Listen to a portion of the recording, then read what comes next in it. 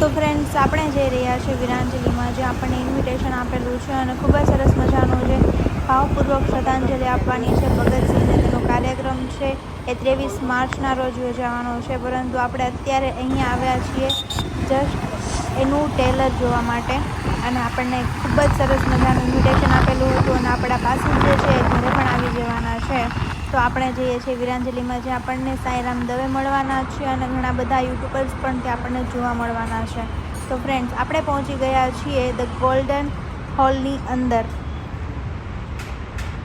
તો ફ્રેન્ડ્સ, 11:30 વાગી ગયા છે અને લંચ ચાલુ થઈ ગયું છે. તો આપણે મસ્ત મજાનું પહેલાં લંચ કરી લઈશું, ત્યારબાદ આપણે વીરાંજલિ 2.0 કાર્યક્રમ નિહાળીશું. પ્રમોશન હોય કે લોન્ચ થવાનું હોય એને માટે હોય, પણ આ શહીદો માટે આટલા લોકો ભેગા થયા હોય અને આ તમારો પણ ઉમળકો છે કે શહીદોની વાતો તમારા થકી કેમ પહોંચી શકે. કારણ કે આ વીરાંજલિ કાર્યક્રમ ત્યારથી થાય છે કે જ્યારે ઇન્સ્ટાગ્રામ તો ઠીક, પણ જ્યારે વોટ્સએપ. તમે જે વાત કરી એ બહુ સાચી હતી કે દેશભક્તિ માટે ક્યારેય કોઈ ચોઘડિયું પંચાંગમાં આવતું નથી. તમે જ્યારે તમને એમ થાય ને કે આ કામ ગઈકાલે કરવાનું હતું અને મને આજે મોકો મળ્યો છે અને હું આજે શરૂ કરું, એ મારી દેશભક્તિ.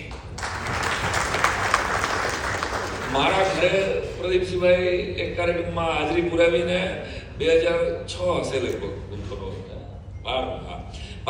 શીરો તોડાવતા જંજીરો, ભારતના સાચા હીરો, વીરાંજલિની ગાથા, વીરાંજલિની ગાથા જે વધેરા માથા, વીરાંજલિની ગાથા જે વધેરા માથા, શહાદત ભરેલ માથા, બનિયાન કોઈ ના હાથા.